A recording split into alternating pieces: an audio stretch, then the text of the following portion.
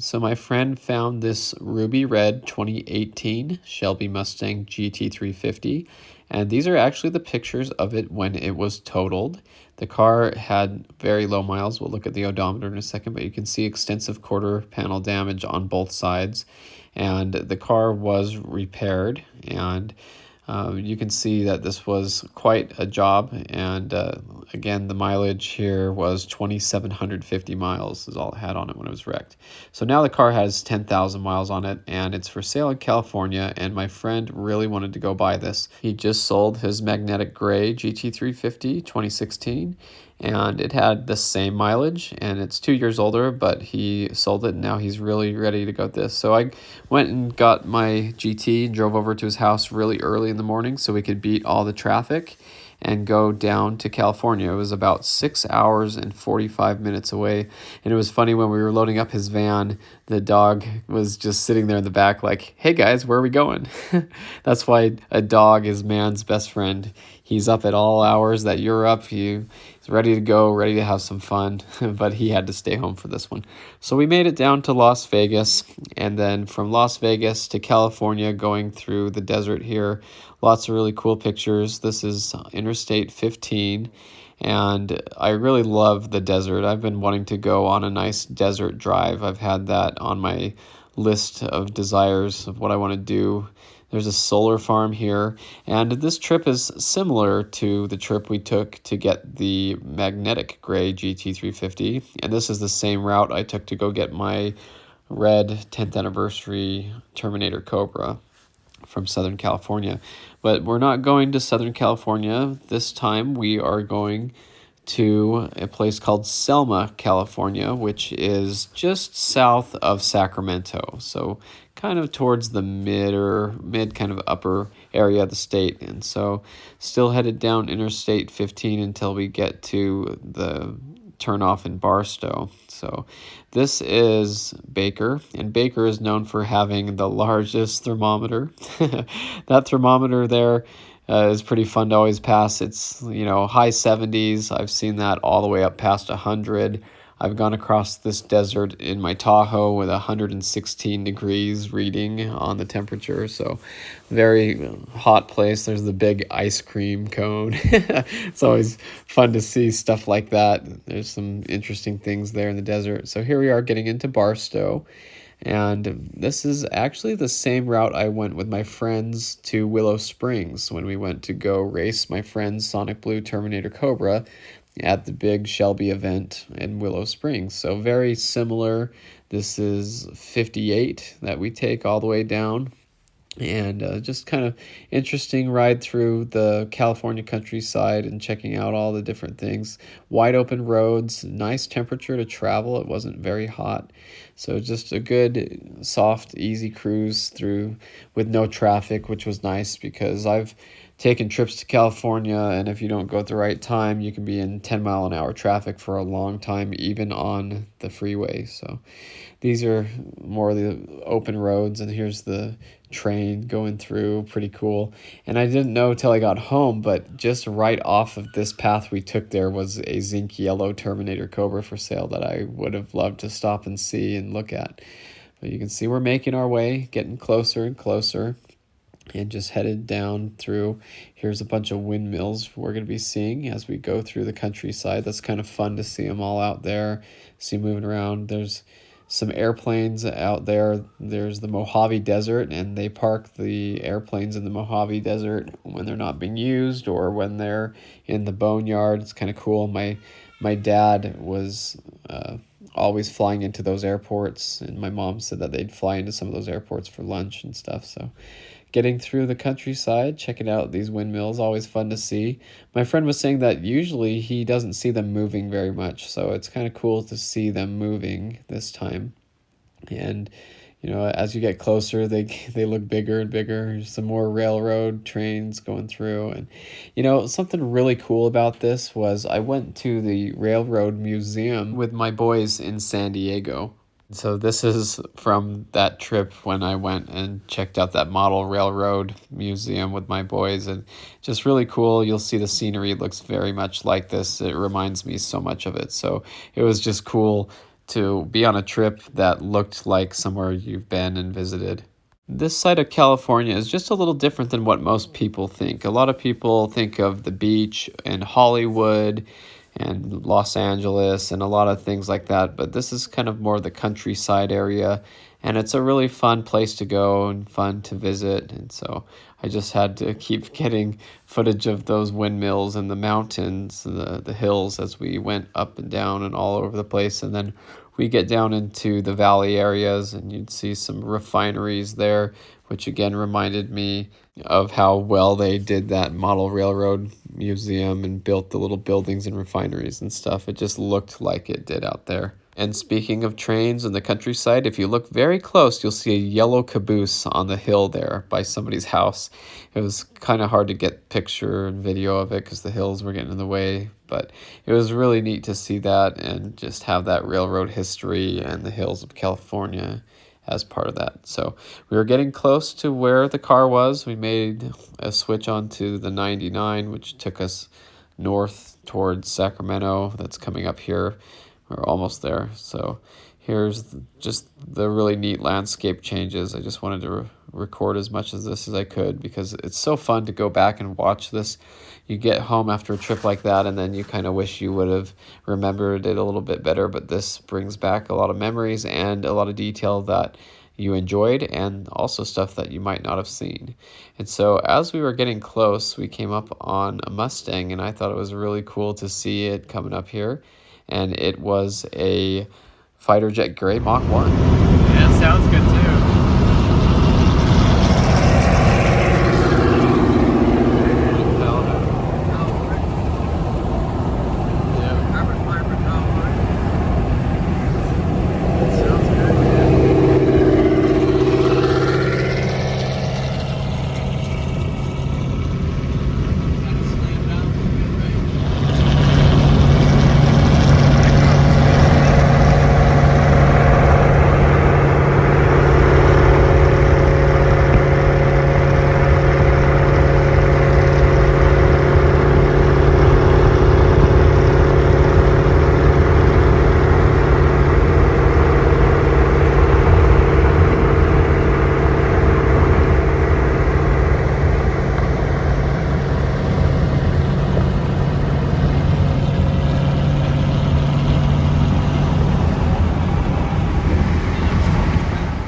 Dark matter gray Mach 1 as well.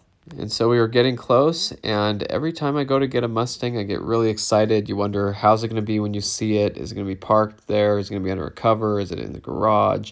There's just a lot of questions you have, and we were hoping that the guy doesn't stand us up, because I've had somebody do that to me before. You know, I was telling my friend all about that story with a dark shadow gray Mach 1 where we flew to California, had to rent a hotel, rental car, all this stuff, and the guy totally stood us up. So we were relieved when the car finally did appear. And, you know, some people like to show off a car when they bring it up, you know, rev it up and kind of rip around a corner quick in it and show how neat it is. To some people, that might be a selling point. To some people, that might not be a selling point. And so it reminded me a lot of when my brother got his red Mach 1. The guy came ripping around the corner just like this, revving it up and, you know, showing it off. So he came ripping around the corner really quick, and I would...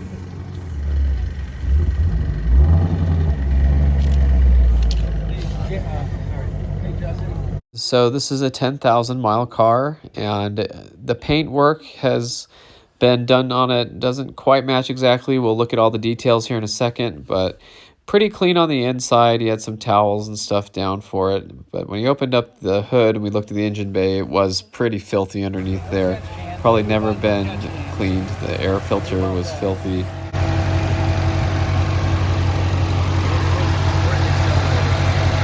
Well, it's electronic throttle, so you can't whip it. Sounds good. The engine sounds good. It's only been changed it. Yeah, probably just the...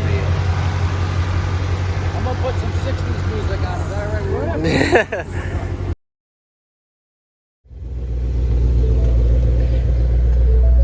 right? So it does have a... Just look at the oil pressure.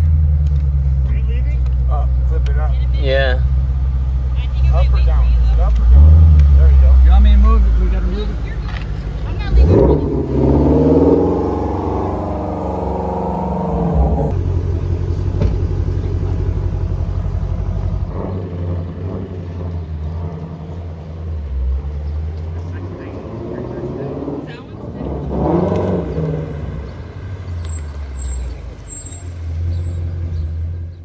So we had brought a floor jack with us and some boards so we could get underneath and look at it, and he was not happy about that. He did not want us to lift the car. He didn't know that we've worked on these before. I've done a lot on my friends before. I said, don't worry, I know where I'm lifting, I know what I'm doing. So it was dripping around the transmission on each side, but it was condensation from the air conditioning.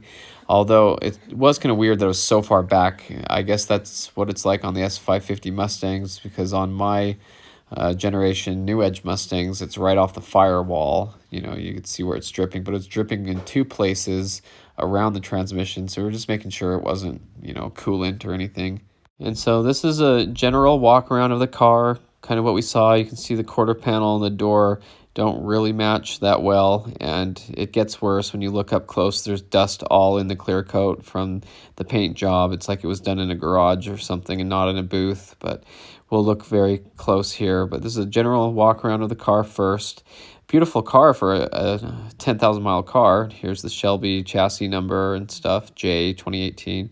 And so really good looking car though. I mean, interior is perfect. I wouldn't say there's anything, maybe a little spot on top of the dash, but you can see these little marks there. So originally I thought those were burn marks from a buffer, and I talked to somebody about that. That'll be another video. We'll get the details, but in the trunk liner you can see these quarter panels had to be replaced, and so they were kind of, you know, put back together in somewhat of a sloppy fashion. You know, for what it is, it's kind of a hard thing to say whether it's really bad work or not. I mean, body work, people say it looks terrible. There's tons of overspray here, and they have overspray over the stripes too, and so that's an issue, especially because my friend wanted to stripe delete the car, and so that would take paint off with it as well.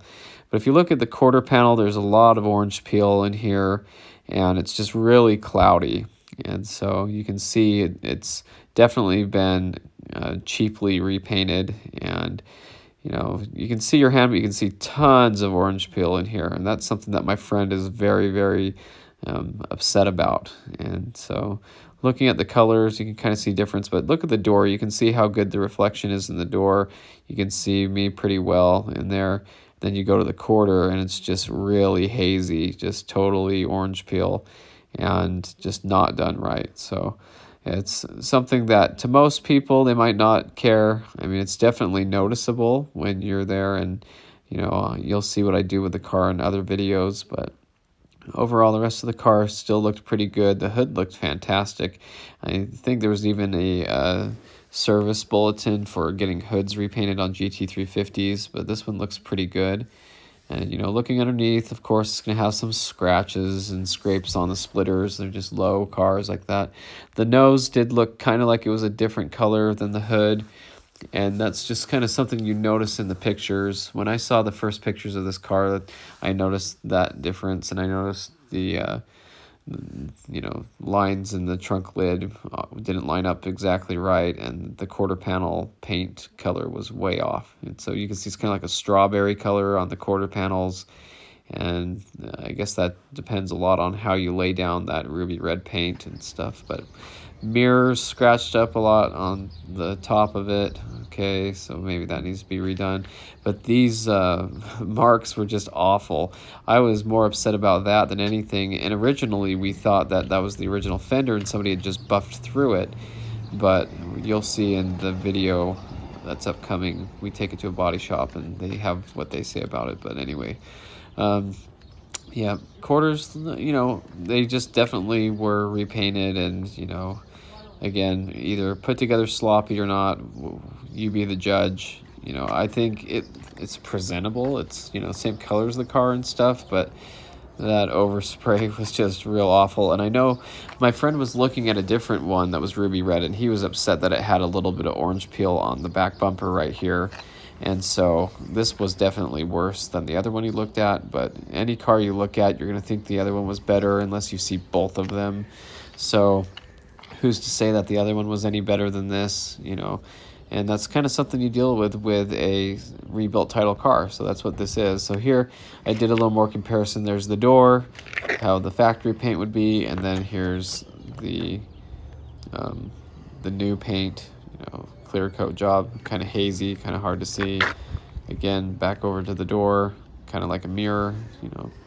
So there is a little difference there. You can see the quarter panel just doesn't match the door, and it depends on whether you want to say how picky can you be. This is a salvage title car. You're getting it for about $20,000 less than what it's worth, maybe 15, something like that. So it's quite a bargain. Now there was some overspray here. It looked more like a fading of these black panels, and I know the S550s are known for these getting hash cracking in them from the sun and scratched up the first time you wash them, so that gloss black's kind of hard to deal with. Interior looked pretty good. I think the top of the dash might have had a little mark there, but nothing serious. The tires were original, and so we were checking to make sure they weren't worn too bad on the insides, because with the aggressive camber from the factory, they can wear out.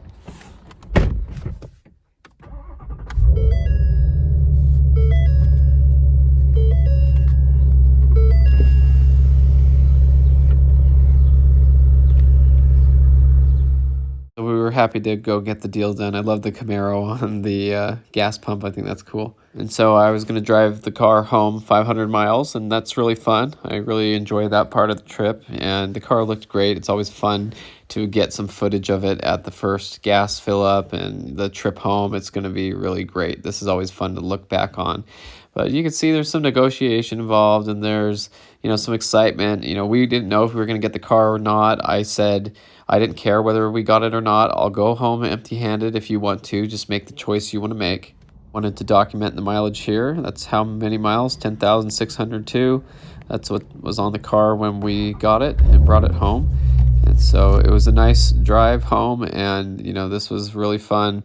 And again, the cool scenery that reminds me of all of the train museum and stuff, and just really cool drive through the countryside. And so there's just a lot to consider when you're buying a car like that, and you don't know what you're getting. You don't even know if the wheels are torqued down. You don't know if the car is going to have engine noises. You don't know if the engine was repaired or replaced at some point. When you buy a used car, you're buying a used car. You have no idea what the real history is on it. You can ask the owners. You can get some type of assurance from them that it's okay, but you never know when somebody's put a car back together and they're just trying to get rid of it. Now, this car drove absolutely perfect, but we were there probably 5 or 6 hours negotiating and talking and getting to know each other and negotiating and back and forth and everything. And so it was one of those situations where I didn't want to rush him through it, but we needed to get going because we had 6.5 hours to drive home, and it was going to be a very long trip. And so we need to get back because we left at like 5 in the morning. I'd been up since 3 o'clock, and we got home at like 3 o'clock in the morning. So it was a 24-hour trip and 1,000 miles total driving and everything. But the car was beautiful, and it drove so nice. It is such a beautiful car.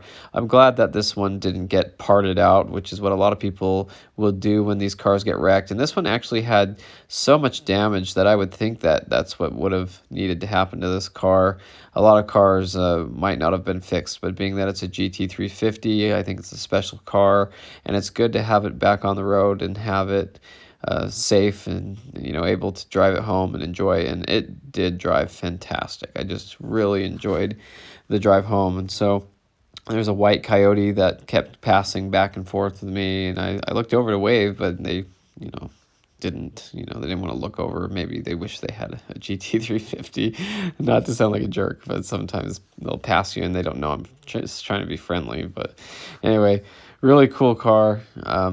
Loved the drive home. I was able to listen to some music, and I enjoyed syncing my phone to the car and being able to do navigation and call.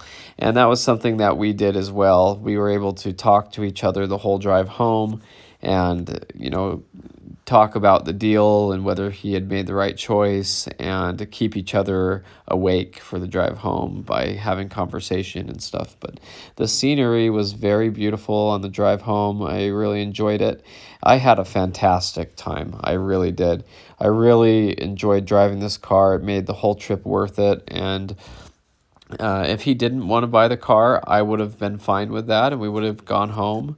I didn't want him to think that I wanted him to buy it just so that I could drive it. I didn't want him to think that I wanted him to buy it just so we didn't go home empty-handed.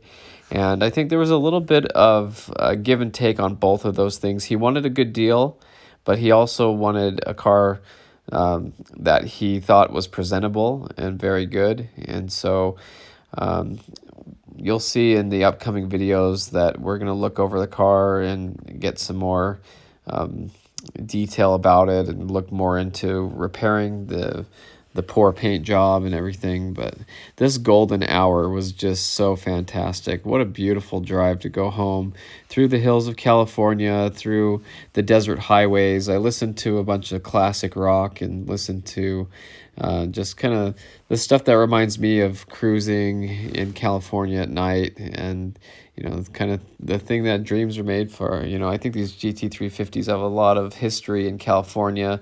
That's where the original ones were made and stuff. So it's really cool to be in this area and be driving a GT350. And it's such a nice car.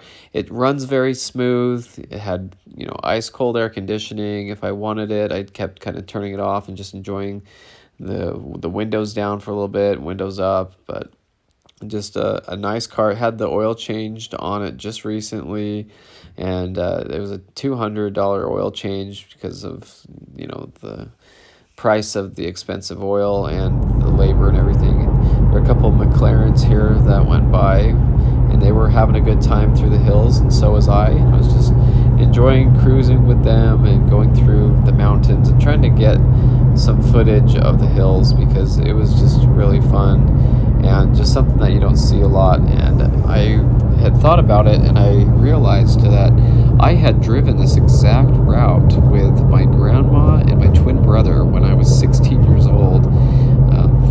My brother and I helped my grandma move from Sacramento to Las Vegas, and so this is the same route we took. And over the years, I had thought a lot about that trip, especially that had happened right before I went to South America on a mission for the Church of Jesus Christ of Latter-day Saints.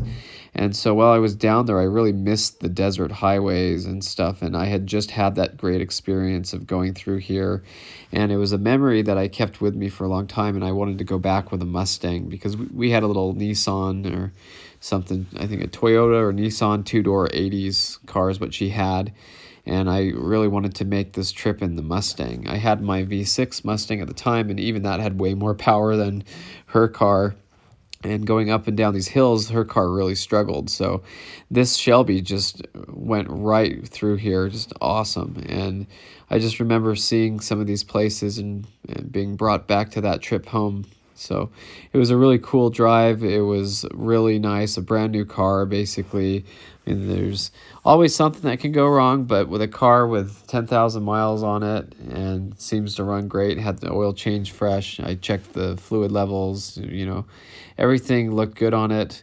The tires, I felt they were pretty good for the drive home at least. I wasn't too worried about them, but we did not have the tire inflator that comes with the Shelbys or the S550s for that matter.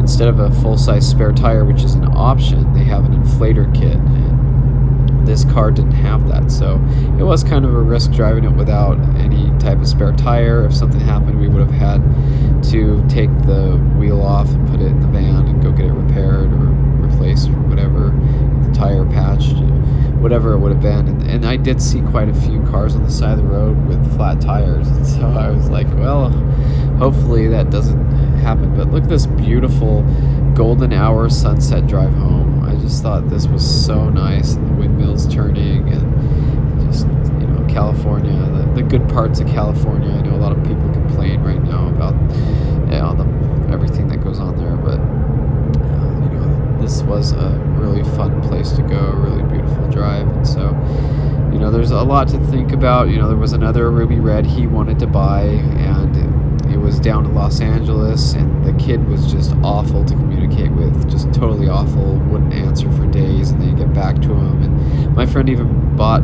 a plane ticket to go fly to LA to bring the other one back, and then the guy canceled on him, so he had to eat the price of the ticket, and there's just a lot of issues. It was just so hard to make a good deal. So I kind of felt bad for him. And here's a little bit of me inside the car just while I was driving. This is a very enjoyable drive through the hills of California in a GT350. Very nice car, very nice drive. Very soothing, very relaxing. Driving through the country in my Shelby GT350, and it has the resonator still, so the exhaust's not that loud. I hope you can laugh with me at that song, impromptu. I was just enjoying and driving around and having a good time, so I thought I'd just include that in the video. But anyway, nice shady evening. It was starting to get dark a little bit better, and that was really fun too. As I got closer to Edwards Air Force Base and Mojave, back towards the desert, and my mom had told me that, you know, she had gone there a lot with my dad. They used to fly in there all the time. My dad said he used to fly over and see the SR-71 Blackbird jets. There were like two of them parked there in the desert at one point that he'd look down and see when he'd take off and stuff. So that's kind of cool. But I love this time of year and this nice warm evening. The jets are over there. You can't really see them. The Mojave, you might see some of the tails over there. But I spend a lot of time at Lake Powell with my family, and it's always like this when we're out there. And I always want to be out driving my car on a nice road trip or something, or cruising around with the windows down. And so that was something that I got to enjoy while I was here, because I'm like, okay, well, we're going to Lake Powell soon, so I might as well enjoy the drive here, because I'm going to wish I was back here later. So I took as much time as I could to enjoy it. So yeah, there's the airplanes out there. But there's kind of a cool story about a GT500, and I think it was Jim Morris, and he would go out in the desert and drive around and stuff. And so it was a semi-truck that went off the road, kind of kicked up some dirt and stuff. I saw a couple of them blow tires. But anyway, that GT500 story is kind of cool because it's the desert. It makes me want to drive mine out here and, you know, listen to some of the older rock and roll music and just kind of bring back those memories and stuff. But being this far out in the desert, yeah, you know, something could go wrong. Very so you kind of worry a little bit, driving but it's the GT350 not that bad. It was the very nice sailing and cruising right through. A nice desert drive. Obviously, it's good to have really the fun, van. Really nice evening. So we had a backup vehicle in case anything happened. But the car did fantastic. There was absolutely nothing wrong with this car. You know, 10,000 miles and just running perfect. The engine sounded good. And the GT350s are known for eating oil, and with aggressive driving, they can eat up to a quart for 500 miles. And so it didn't seem like it was consuming any oil. It seemed like everything was good on that front. The car sounded good. There's the train out in the distance again. So a lot of fun with that. It's always fun to see that. And just continuing on and enjoying this straight highway. You know, I kept it at the speed limit. I wasn't trying to break any records or beat on the car. I just wanted to focus on getting it home and having a nice drive home. And so this was just a lot of fun. And the sun was starting to set, and it was just getting a little darker. And my friend was out at Willow Springs. Like I said, they were having the big Shelby thing, and we were close to there. It would have been fun to stop by and go do that too, but we wanted to get the car home. And then as it got darker, you can see that we made our way through the desert here, and just this is where I just really enjoyed just listening to music and cruising. This is my favorite time of day, you know, just like it was a little bit brighter, like we just saw. And then getting into the evenings, really nice. Tried to record the sunset, nice California sunset there, and just cruising on a dark desert highway, cool wind in my hair. So imagine where that comes from. But anyway, kind of cool to see the sunset behind you and the nice hips on the GT350. You know, you can see the quarter panels look good and everything, and just kind of have such a nice car to cruise across. I was thinking, what car would I want to cruise across the desert in? And the answer was the GT350. You know, I don't think I'd like to take my Terminator out here very far. I just don't like taking it on really long trips, you know, my other cars and stuff. But anyway, we got to the gas station, and that's where, well, this is Barstow. We ate there at Barstow, but when you get underneath the parking lights and the gas station lights, it was really awful. The car looked terrible under those lights. Now, every car looks bad under gas station lights. You'll see all the swirl marks, all the imperfections, you know, rock chips, things like that. But, you know, here's a cool Coyote. I saw this here. I had to go over and record it. Wasn't sure if anybody was in it or not, but good looking Coyote Mustang. And so it was fun to have a GT350, you know, go over and see the Coyote, which I respect and I like that car a lot, 2018 or newer. And then, but the GT350 is just so cool, and you go over here and see this, and this is just where it's at. I just think this is a fantastic car. We went into the McDonald's, and there's a cat, a random cat here, and tried to feed him some food, but he jumped down there and got away from me. Cat. Anyway, yeah, we ate there and had fun, but you know, my friend was over there detailing the car, and I said we need to get moving because we don't want to be around here. It's not actually the nicest area. You had some people panhandling and coming up to you and stuff. I'm like, you don't really need to be detailing the car and cleaning it up and working on it right now. Let's just get home. I like those little pillars there with the 57 Chevy on it. But the gas station lights here, okay, so this is where my friend really got depressed about it. He could see all these imperfections in it. Of course, the stripes were scratched up in the back too, but this is where you really start to see the paint bubbles and the dust in the paint. So, you know, he was really upset about this. He wanted to take the car back to the guy at this point, and so I would have been willing to do whatever he wanted to do, and you know, I was just along for the ride. I was happy to help out, happy to be there, support a friend. You know, that's exactly what this trip was about for me. I wasn't there with any other type of, you know, idea, but you can see all those spots in the paint and the color mismatch and stuff, and it was just so rough that he said, well, the guy wouldn't take the money back, he wouldn't take the car back, so my friend said, well, let me drive it for a little while, maybe I'll like it better once I get to drive it. So I did get to follow him around in it, and he enjoyed it. He said it does drive fantastic.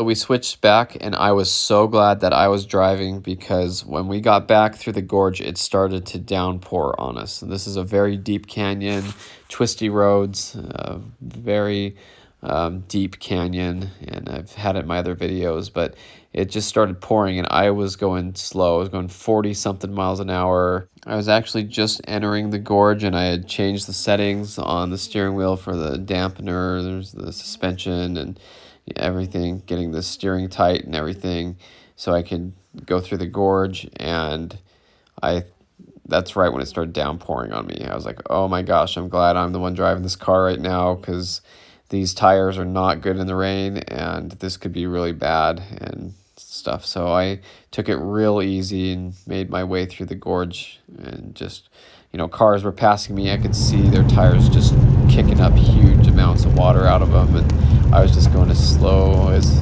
I felt safe to do, and got it back, and then got back onto dry ground, and then back into town and stuff and got onto the highway.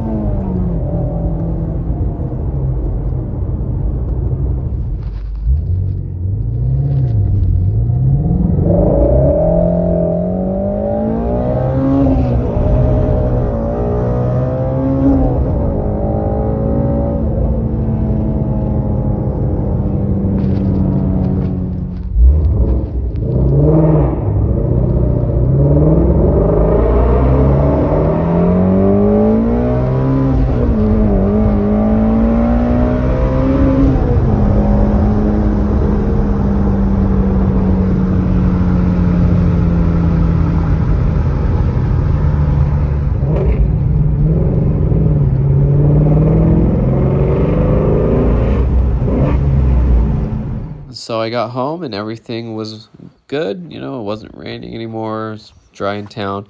Got the Shelby back. It was pretty cool. And I parked it in the garage next to my other car. And so that was fun. I decided to keep it at my house for a little bit. I was going to clean it up and detail it. And my friend wanted me to go over the paint and see if I could get the clear coat to clean up a little bit and get some of that orange peel out, use my random orbital Torque X buffer and the chemical guys stuff on it. So that's going to be another video, and we'll see how that all goes. But you can see it was dirty from getting rained on and stuff, but it was really fun. It's a really, really nice car. So I hope you enjoyed this video.